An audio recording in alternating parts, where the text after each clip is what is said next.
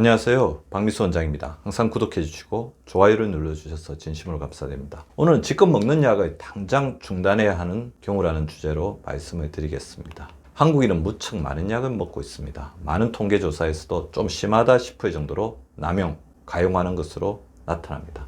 가령 항생제 사용 경우에는 경제개발협력기구 OECD 회원국 평균보다 30% 이상 많은 것으로 조사된 바 있습니다. 그래서 우리 건강보험 재정의 상당 부분을 차지하는 것이 약품비입니다. 그리고 많은 약을 먹는 만큼 부작용 사례도 무척 많습니다. 정확한 통계는 존재하지 않지만 한 해 약물 부작용 사례만 10만 건이 넘을 것으로 추정됩니다. 그 중에는 약물 부작용으로 인한 사망, 사고까지 포함합니다. 매우 민감한 사안이라서 우리나라에는 정확한 통계가 없지만 다른 나라 사례를 통해 이를 추산할 수 있습니다. 다른 국가들에서 실시된 조사들에 따르면 미국은 연간 10만 명, 영국 1만 명, 그리고 일본 1000명 정도가 약물 때문에 사망하는 것으로 조사된 바 있습니다. 많은 사람들이 질병을 치료하기 위한 목적으로 약을 드시고 계시죠. 50대나 60대를 지나면서 고혈압, 당뇨약, 고지혈증약 한두 개를 먹는 것은 어쩌면 흔한 일이라고 할 수도 있습니다. 물론 이렇게 병원에서 의사의 처방을 받아서 먹는 약도 있지만 약국에서 처방 없이도 소화제, 감기약 등을 사서 복용할 수도 있습니다.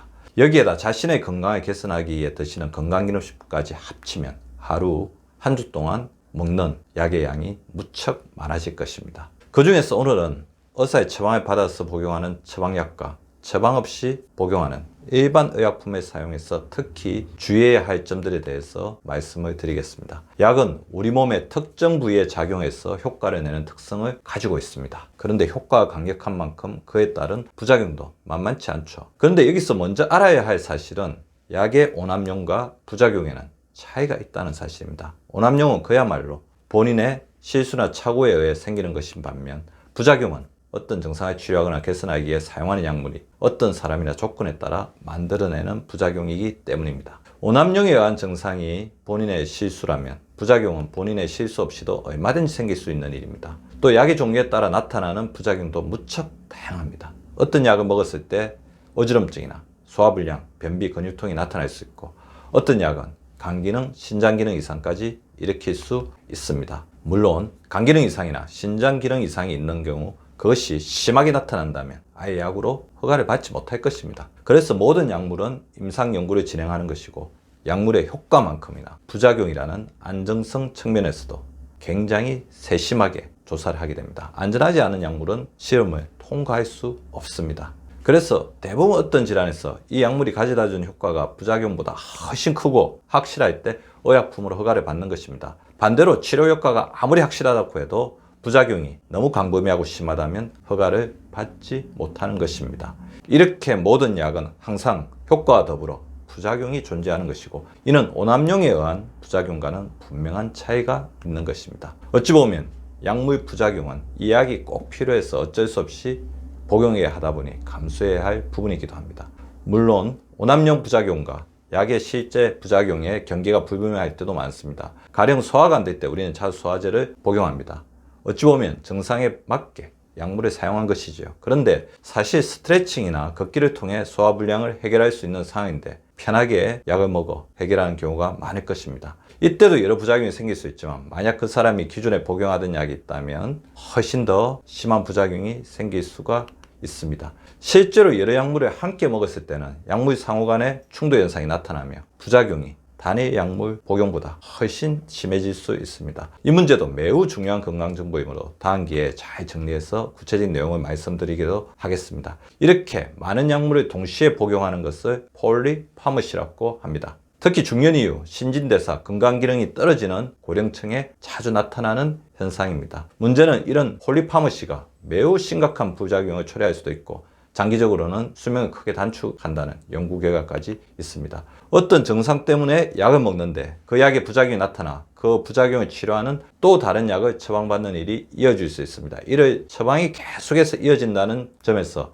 처방행진이라고 부르기도 합니다. 실제 조사에서도 우리나라에서 한꺼번에 10종류 이상의 약을 처방받는 사람이 20만 명을 넘었다는 통계가 있습니다. 폴리파머시는 현대의학계에서 매우 중요한 하도로 자리 잡고 있습니다. 아무튼 우리 모두에게 약물 오남용과 부작용 문제는 매우 신중하게 접근하고 관리해 나가야 할 중대한 문제라고 할 수 있겠습니다. 또 이렇게 많은 약을 먹으면서 살아가는 시대에는 약을 현명하게 복용하는 지혜가 무엇보다 중요한 문제일 것입니다. 그렇다면 과연 우리가 먹는 약들 가운데 어떤 약이 어떤 이유로 우리 건강을 크게 해치는 도구로 작용할 수 있는지 알아보겠습니다. 먼저 현재 먹고 있는 약이 위와 장을 점점 망칠 수가 있습니다. 흔히 관가하는 부분이지만 우리 건강에서 소화 기능은 대단히 중요한 부분을 차지합니다. 그런데 정말 많은 약물들이 우리의 위와 장을 망치는 부작용을 초래할 수 있습니다.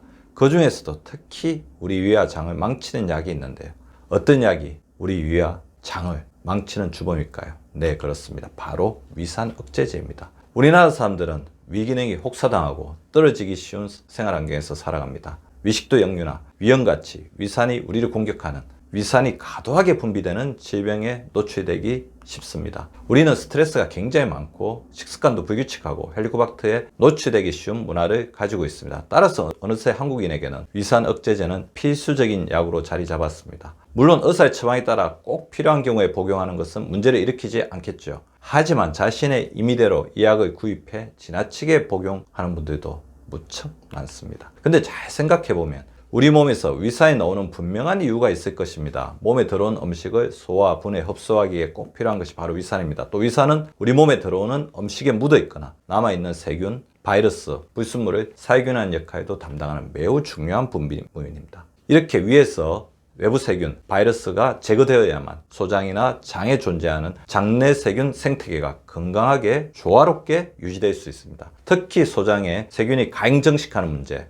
시보 또는 장내 세균수 균형의 중요성이 갈수록 부각되면서 소장과 장을 보호하는 1차 방어선인 위산의 역할도 중요해지고 있습니다. 이렇게 위산이 잘 분비되어야만 위에서 음식물이 살균되고 제대로 소화 분해되어서 소장과 대장에서 보다 효과적으로 영양소를 흡수할 수 있는 것입니다. 그런데 수시로 위산 억제제를 복용하면 어느새 꼭 필요한 상황에서 위산이 나오지 않는 상태, 상시적으로 위산 분비가 부족한 상태에 이르고 마는 것입니다. 결국 우리 몸에서 가장 중요한 소화, 흡수, 분해, 살균 기능이 약해질 것이고 위는 물론 소장, 대장에 큰 부담을 주면서 가장 기본적인 신진대사에 문제가 생기는 것입니다.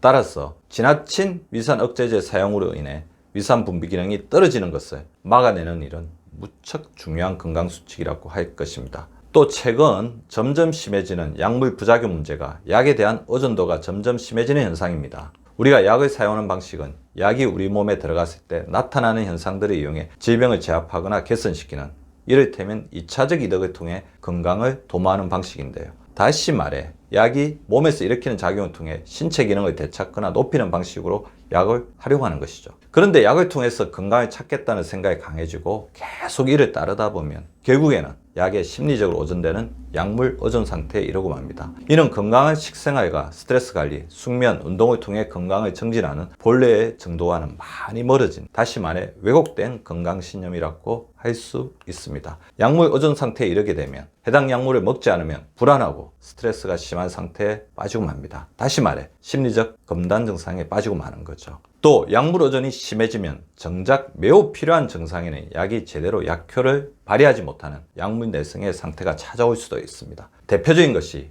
여러분도 잘 알고 있는 항생제 남용으로 인한 내성 문제입니다. 심하지 않은 감염 증상에 항생제를 남용하다 보면 결국에는 사람들의 항생제 내성이 심해지면서 정작 바이러스나 세균을 꼭 죽여야 하는 심각한 질병 상황에서는 항생제가 제대로 듣지 않는 치명적인 상황이 벌어질 수 있습니다. 지금까지 이루어진 여러 연구와 조사들을 종합해보면 2050년까지 항생제 내성으로 인해 인류가 매년 수천만 명 이상이 사망할 것이라고 예측되고 있습니다. 항생제 외에도 수면제, 다이어트 약물 등이 의존되기 쉬운 약물들입니다. 약물이 의존되면 앞서 언급했던 그 의존, 검단, 내성의 단계를 거쳐서 약이 거의 듣지 않는 상태까지 이르게 됩니다. 처음에는 작은 증상에도 해당 약물을 찾고 이 약물을 먹지 않으면 검단 증상이 나타나고 나중에는 약물에 내성이 생겨 약을 먹어도 증상이 개선되지 못하기 때문에 더 세고 많은 약을 찾게 되는 것입니다. 문제는 약물 의존이 심해지면 나중에 약물을 끊었을 때 자신이 해당 증상을 거의 통제할 수 없는 지경에 이를 수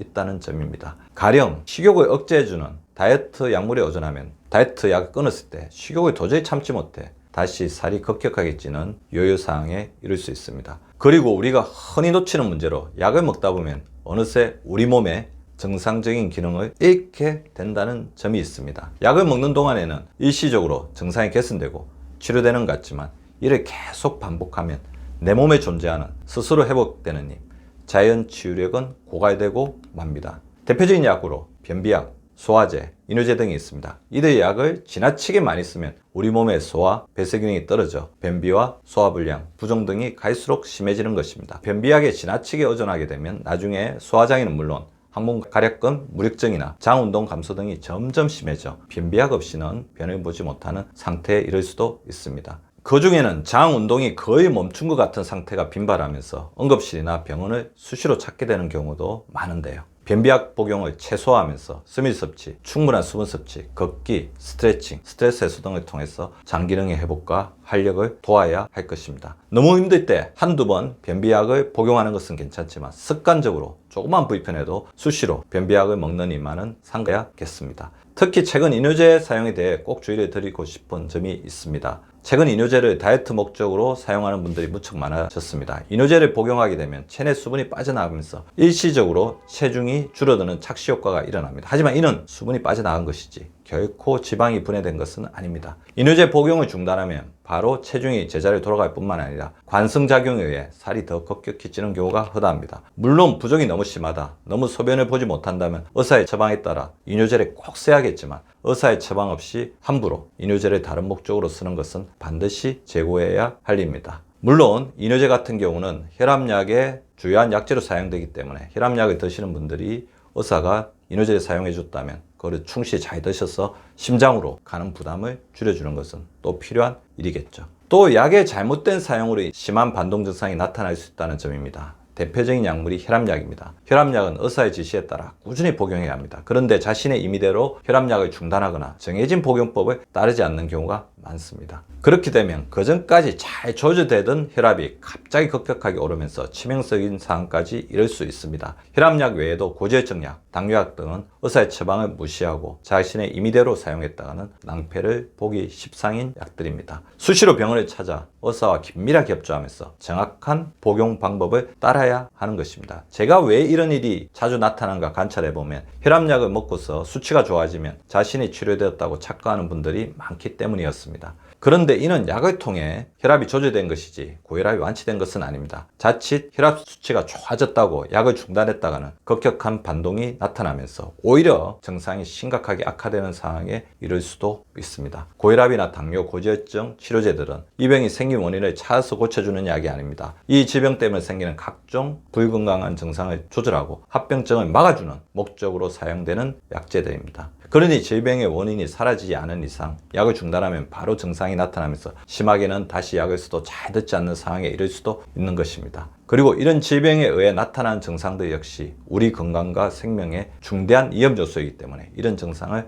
안전하게 조절한다는 의미에서 이 약물들 역시 매우 중요한 것입니다. 그러니 꼭 당부드리고 싶은 것은 이런 질병이 있는 경우에는 의사의 지시 없이 함부로 약의 복용 방법이나 양을 바꾸는 일은 절대 하지 말아야 한다는 점입니다. 자, 그렇다면 어떻게 하면 좀 더 약물을 효과적으로 부작용 없이 복용할 수 있을까요? 바른 약물 사용을 위한 핵심 원칙 4가지를 알아보겠습니다. 첫째는 언제나 의사의 처방에 입각해서 사용해야 한다는 점입니다. 둘째는 자신의 임의로 증상을 판단해서 약을 복용하지 말아야 한다는 것입니다. 많은 분들이 이전과 비슷한 증상이 있을 때 집에 있는 약을 임의대로 복용합니다. 근데 실제로 이런 사례가 있었습니다. 배가 아파서 전에 알았던 장염이라고 오인하고 남은 약들을 계속 복용한 것입니다. 근데 시간이 지나도 계속 약을 먹어도 증상이 나아지지가 않았습니다. 그런데 갑자기 너무 배가 아파 병원에 찾았더니 충수염, 즉 맹장염이 심해져서 터지기 일보 직전 상태까지 이런 경우였습니다. 그러니 평소와 다른 특이한 증상이 있다면 가까운 병원에 찾아